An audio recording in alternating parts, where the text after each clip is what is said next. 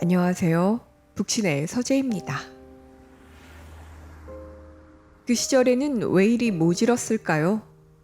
마누라와 북어는 사흘에 한 번씩 패야 한다라는 농담이 아무렇지 않게 횡행하던 시대에 하늘 같은 아들을 둔 시어머니는 며느리에게 모질게 대할 수 있는 절대 권력이 있었고, 그런 고부 사이에서 줏대 있게 집안의 안녕을 지켜내는 남편은 한 줌이었습니다. 서슬퍼런 가부장 사회에서 육아와 가사를 전담했던 여자는 오직 순종만이 살 길이었고, 법으로 이루어진 가족인 시어머니 마더린 로우의 위세는 대단했습니다. 사랑으로 아이들을 키우기 위해서는 그저 평범한 일상이면 족하다는 그 단순한 진리는 결코 쉬운 일이 아니었습니다. 2002년 제7회 한겨레 문학상 수상작인 심윤경의 나의 아름다운 정원은 1977년부터 1981년까지 인왕산 아래 산동네를 배경으로 혹독한 가부장 가족 내에서 벌어지는 한 집안 이야기를 흥미진진하게 풀어낸 소설입니다. 12.12 사태나 광주 민주화 운동 등 당시 시대상을 배면으로 하여 순박하고 착한 동구의 성장을 그린 이야기이지만, 이 책을 읽다 보면 동구 할머니의 지독한 폐악질에 분기탱천하는 마음이 먼저 듭니다. 아들에게 목소리를 낸다는 이유로 며느리에게 옛날에 할아버지 성질 같았으면 저런 여편네는 지게작대기로 늘씬하게 두들겨 패줬을 거라고 말하는 동구 할머니는 4대 독자인 동구가 서너 살이 될 때까지도 며느리 몰아낼 궁리에 아들 내외간 이간질하기 바쁩니다. 동구 할머니는 며느리에게 인연전연 할 뿐만 아니라 손주인 동구에게도 이담에 크면 동생 영주 밑닦게나 하라고 악담을 퍼부어대는 사람입니다.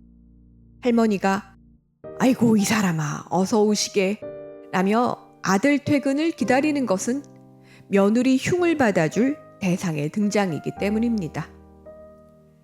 고부간 전쟁 속에서 착한 동구는 엄마 서름의 분출구이자 무능한 아버지의 희생양을 자처했습니다. 최악의 집안이었지만 동구가 초1이 되었을 무렵 태어난 여동생 영주는 집안에 웃음을 안겨주는 유일한 희망이었습니다. "오빠 안아줘" 하며 오빠 등 뒤에 엎인 영주는 동구의 사랑이자 자랑이었습니다. 난독증으로 초3이 되도록 한글도 제대로 못 읽는 동구와 달리 영주는 쇠돌이 지나자마자 저 혼자 글자를 뗀 신동입니다. 할머니는 그토록 사랑스럽고 총명한 영주의 돌맞이에도 며느리가 허락도 없이 떡살을 서말이나 담궜다는 이유로 동구 어미잡기에 혈안이 되어 집안을 뒤집어 놓습니다. 살림 야물지고 심지 굳은 동구 엄마는 아무리 잘해도 할머니 눈에 쥐새끼같이 쪼잔한 여자로밖에 비치지 않습니다. 고등학교를 1학년까지 다닌 아들에 비해 중학교도 못 나은 주제에 빈손으로 시집온 죄, 게다 4대 독자라고 낳아놓은 아들이 덜 떨어진 천치인 것 등 이유는 붙이기 나름입니다. 부모의 무관심과 할머니에게 머리에 똥만 들었다고 지청구만 듣는 동구는 편견 없이 자신을 바라봐 주시는 박영은 선생님 덕에 학교 생활이 즐겁습니다. 간결한 말로 타인의 생각과 타인이 처한 상황을 정확히 짚어내는 선생님은 동구가 얼마나 생각이 깊고 마음 넓은지 알아봐주는 유일한 사람입니다.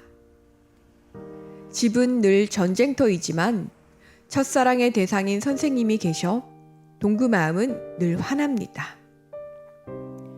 지독한 자기애의 화신인 할머니가 오직 제 마음밖에 모르는 사람이라면 선생님은 사람의 마음이나 감정을 읽는 데 능하고 무엇보다 심성 곱고 바른 사람입니다. 이 소설은 동구가 그토록 사랑하는 영주와 선생님 모두가 죽는 것으로 끝이 납니다. 집안 싸움 와중에 영주를 업은 동구는 감나무에 열린 감을 따게 해주려다 영주가 장독대에 머리를 부딪혀 죽고 선생님은 그 시절 광주에서 정치적 희생물이 되고 맙니다. 유일하게 애정 표현을 할 수 있었던 아이가 떠나자 식구들은 더욱더 서로에게 모질어지고 급기야 할머니는 며느리에게 자식 잡아먹은 재수없는 년이라는 말까지 서슴지 않습니다.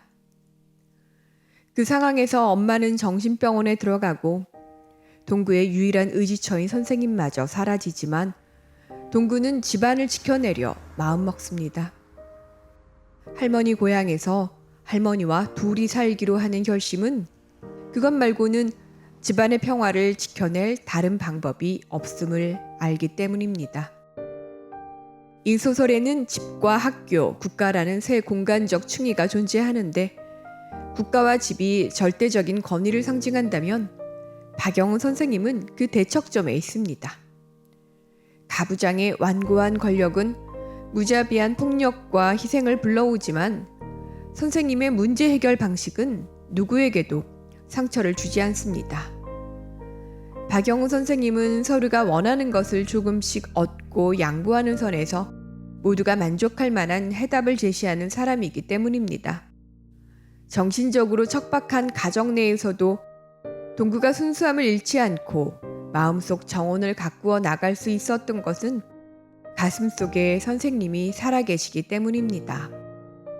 어른들은 어른들의 방식으로 살아간다 해도 할머니의 엇나간 증오심 표출이나 영주의 죽음 앞에 아버지가 다시 살기를 제안한 5-1의 해답은 옳은 답이 아닙니다. 할머니의 심술구짐에 대해 동구가 늙으면 고집스러워진다로 퉁치는 것에 대해 박은영 선생님은 그렇게 단순하게 생각해버리면 어떤 일에도 해결 방법을 찾을 길이 없다고, 남을 이해하려면 내가 그 사람이 되었다고 생각하고 진심으로 그 사람의 마음을 헤아려야 한다고, 특히 이해하기 힘든 사람일수록 정성을 다해서 더 깊이 생각해야 한다고 말씀하셨습니다. 동구는 할머니에게 아무런 희망이 없다는 선생님 말씀을 떠올리며 할머니 고향에 내려가 둘이 살자고 제안합니다. 실현 가능성은 그 다음 일입니다. 꿈은 오늘의 고단함을 버티게 해주는 힘이기 때문입니다. 그리고 앞으로는 영주 없이 살아가는 일에 익숙해져야 한다고 다짐합니다. 화물차 운전수가 되어 전국 방방곡곡을 누비고 싶다는 동구의 꿈을 응원합니다. 감사합니다.